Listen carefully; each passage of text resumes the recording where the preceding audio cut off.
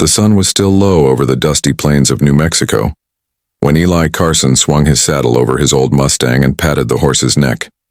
His hair had gone gray long ago, his back bent a little from years of hard riding, but his eyes, sharp as an eagle's, still carried the steel of a man who'd lived through gunfights, droughts, and heartbreak. He'd buried 2 wives, fought off rustlers, and survived alone on the edge of Apache country. Folks said he was too old to ranch anymore, but the land was all he knew, and he wasn't ready to quit. That morning, Eli rode out to mend a section of fence torn down by coyotes. The sky stretched forever, a blue so deep it hurt to look at. He worked slow and steady, sweat rolling down his wrinkled face, hands still strong and sure. He'd learned to live without company, but sometimes the silence felt like punishment. When the wind blew through the canyon, it sounded like all the voices he'd lost. He didn't expect company that day or ever again, but fate had its own plans waiting in the dust. As he worked, he heard a sharp cry echo from beyond the ridge. It wasn't the sound of an animal. It was human, and it was in pain. Eli dropped his tools and climbed onto his horse, urging it toward the sound. When he reached the rocky slope, he saw her, an Apache woman, young and fierce-looking, pinned beneath her fallen horse. Her leg was twisted badly, blood streaking the sand. She glared at him as he approached, knife clutched weakly in her hand. "Don't touch me," she hissed through gritted teeth. He held his hands up calmly. "Ma'am, if I don't, you'll bleed to death." He knelt beside her, careful not to startle her, and lifted the dead horse's weight just enough to free her leg. She cried out as he pulled her clear. "You're safe now," he said softly, checking her wound.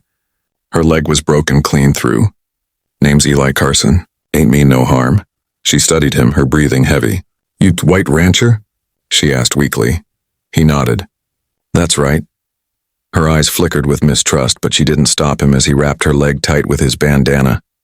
She was too weak to fight, and he too stubborn to leave her behind.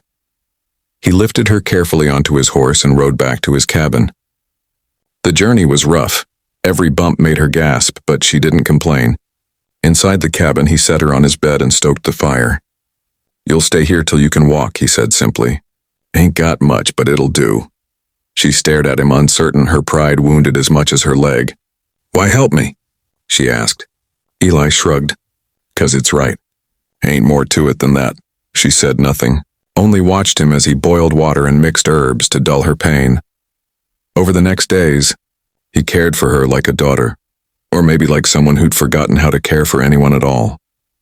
He cooked beans, fetched water, and kept the fire burning through the cold desert nights.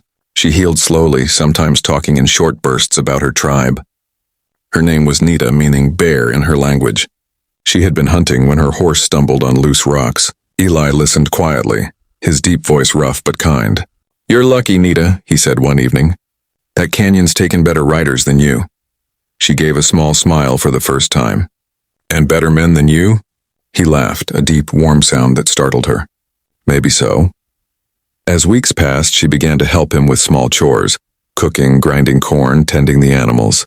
She was quick, strong, and sharp-tongued when she wanted to be. Eli admired her spirit, though he'd never say it out loud. She often studied him in silence, wondering what kind of man would risk his life for someone his own people feared. One evening, while they sat by the fire, she said quietly, "You have no wife?"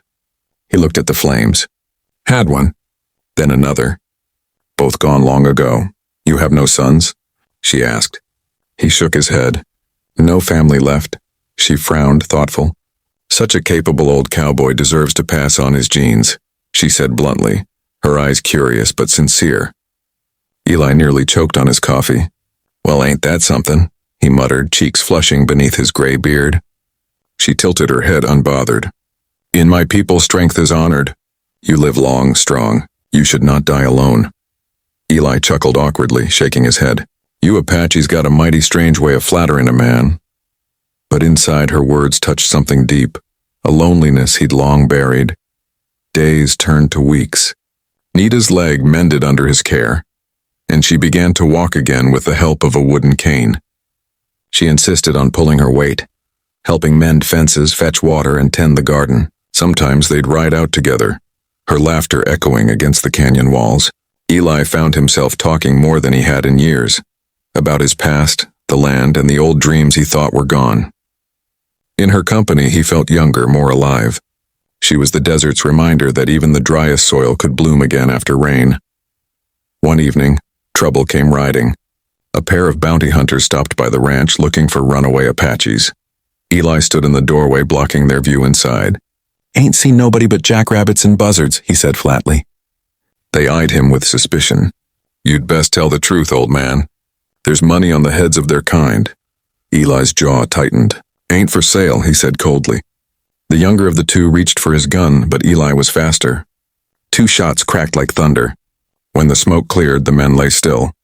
He stood there, chest heaving, smoke curling from his revolver. Nita came out, her face pale but calm. "You killed them," she said quietly. He nodded. "Didn't have much choice." She stepped closer, her hand trembling slightly. "You risked your life for me again." He met her eyes, blue and steady. "Couldn't let 'em take you." She touched his weathered cheek gently, something like respect and maybe affection shining in her gaze. "You have the heart of a warrior," she whispered. "My people would honor you." He swallowed hard, unsure how to answer. In the glow of the dying sun, they stood close, 2 souls from different worlds bound by something wordless. Months passed, and peace returned. Together they rebuilt the ranch, stronger than before.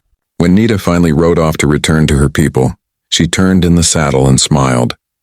"Maybe your blood should not end with you, Eli Carson," she said softly. He laughed, waving her off. "You just get home safe, girl."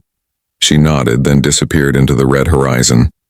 Eli stood there long after she was gone, the wind tugging at his hat. For the first time in decades, his heart felt light. Years later, travelers passing through the valley told stories of the old rancher who once saved an Apache woman's life. They said he lived out his days in peace, still tending his land, still watching the sunsets alone, but never lonely again. Some said the woman visited him every spring when the desert bloomed, bringing him herbs and laughter. Others swore they saw her children playing by his porch, their skin sun-browned, their eyes bright like his. Maybe it was rumor or maybe it was truth, but out there under the Wild West sky, legends had a way of living forever.